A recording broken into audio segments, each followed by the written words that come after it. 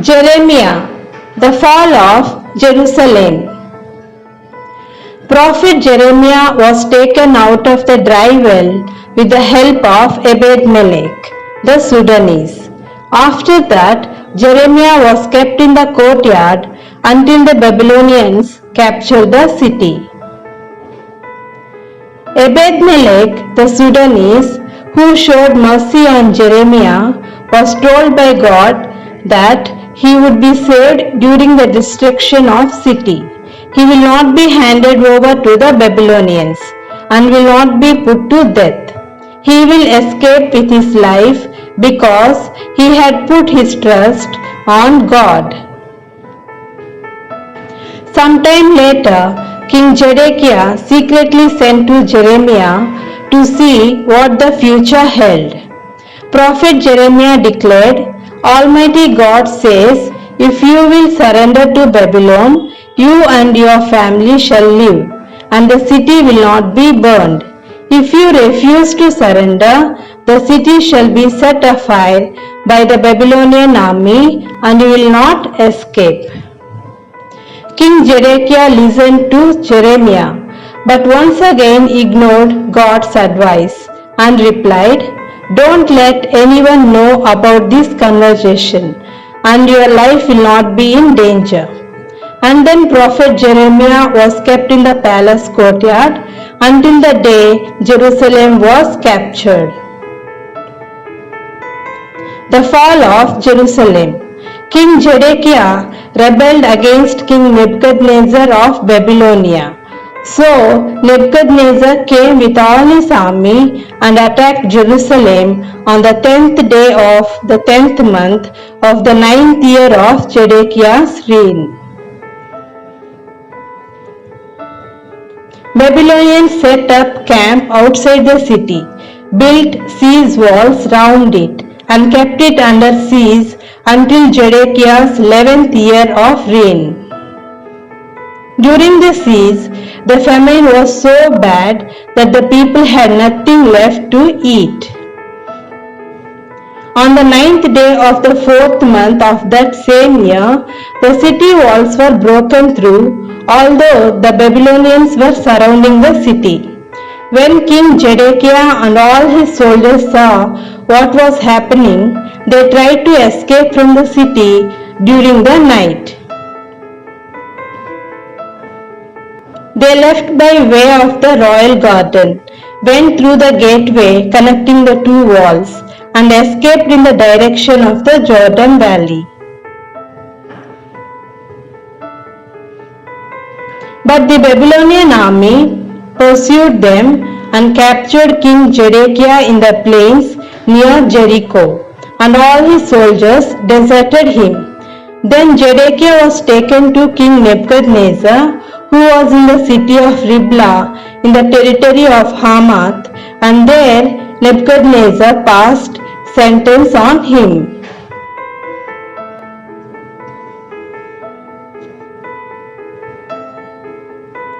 At Riblah, he put Zedekiah's sons to death while Zedekiah was looking on, and also he had the officials of Judah executed. After that, he had Zedekiah's eyes put out and had him placed in chains and taken to Babylon. Zedekiah remained in prison in Babylon until the day he died.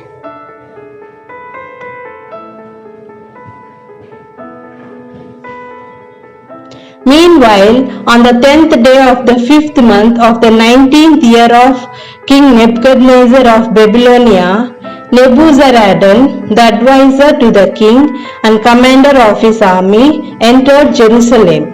He burned down the temple, the palace, and the houses of all the important people in Jerusalem, and his soldiers tore down the city walls. Then Nebuzaradan took away to Babylonia the people who were left in the city, the remaining skilled workmen and those who had deserted to the Babylonians, but he left in Judah some of the poorest people who owned no property, and he put them to work in the vineyards and fields. They took away everything that was made of gold and silver and bronze objects that King Solomon had made for the temple.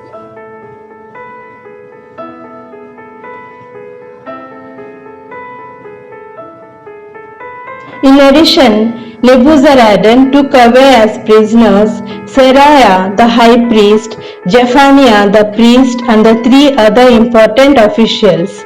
From the city, he took the officer who had been in command of the troops, 7 of the king's personal advisers who were still in the city, the commander's assistant who was in charge of the military records, and 60 other important men.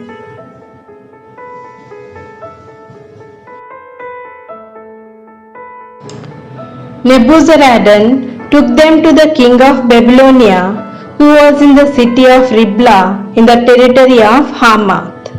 There the king had them beaten and put to death.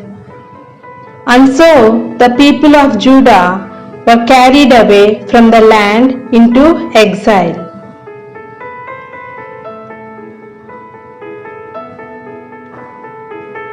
Prophet Jeremiah's release. But King Nebuchadnezzar commanded Nebuzaradan, the commanding officer, to give the following order: Go and find Prophet Jeremiah and take good care of him. Do not harm him, but do for him whatever he wants. So Nebuzaradan, together with his Babylonian officers, brought Jeremiah from the palace courtyard. They put him under the care of Gedaliah, the governor of Judah, who was to see that Jeremiah got home safely. And so Prophet Jeremiah stayed there among the people. Gedaliah, governor of Judah. King Nebuchadnezzar of Babylonia made Gedaliah, the son of Ahikam and grandson of Shaphan, as the governor of Judah, and placed him in charge of all those who had not been taken away to Babylonia. When some of the Judean officers who had not surrendered heard about this and joined Gedaliah at Mizpah, Gedaliah said to them, I give my word that there is no need for you to be afraid of the Babylonian officials. Settle in this land, serve the king of Babylonia, and all will go well with you. But in the 7th month of that year, one of the Judean officers went to Mizpah with 10 men, attacked Gedaliah, and killed him. He also killed the Israelites and Babylonians who were there with him. Then all the Israelites, rich and poor alike, together with the army officers, left and went to Egypt because they were afraid of the Babylonians.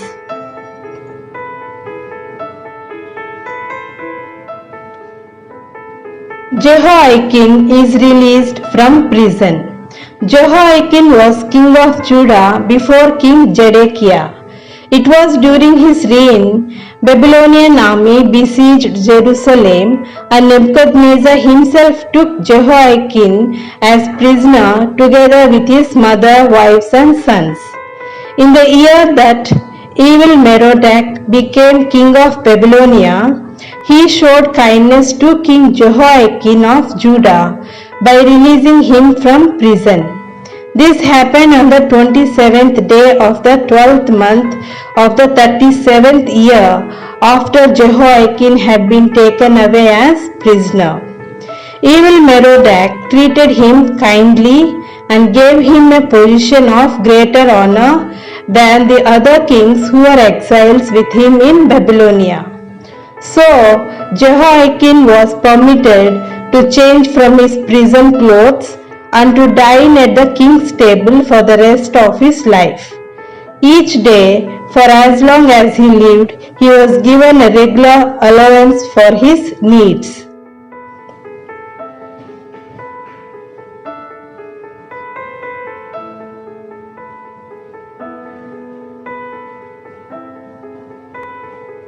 The fall of Jerusalem. The Lord, the God of their ancestors, had sent many prophets to warn his people because he wanted to spare them and the temple. But they ridiculed God's messengers, ignoring his words and laughing at his prophets, until at last the Lord's anger against his people was so great that there was no escape. So the Lord brought the king of Babylonia to attack them. The king killed the young men of Judah even in the temple. He had no mercy on anyone, young or old, man or woman, sick or healthy. God handed them all over to him. The king of Babylonia looted the temple treasury, and the wealth of the king and his officials, and took everything back to Babylon. He burned down the temple and the city, with all its palaces and its wealth, and broke down the city walls. He took all the survivors to Babylon, where they served him and his descendants as slaves until the rise of the Persian Empire. And so, what the Lord had foretold through the prophet Jeremiah was fulfilled. The land will lie desolate for 70 years to make up for the Sabbath rest that has not been observed.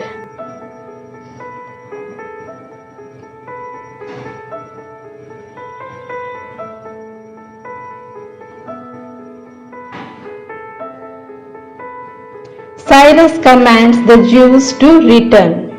After several years, in the first year that Cyrus of Persia was emperor, the Lord made what he had said through the prophet Jeremiah come true.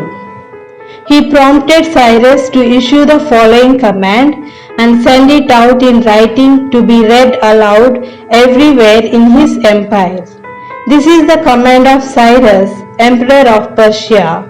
The Lord, the God of heaven, has made me ruler over the whole world and has given me the responsibility of building a temple for him in Jerusalem in Judah.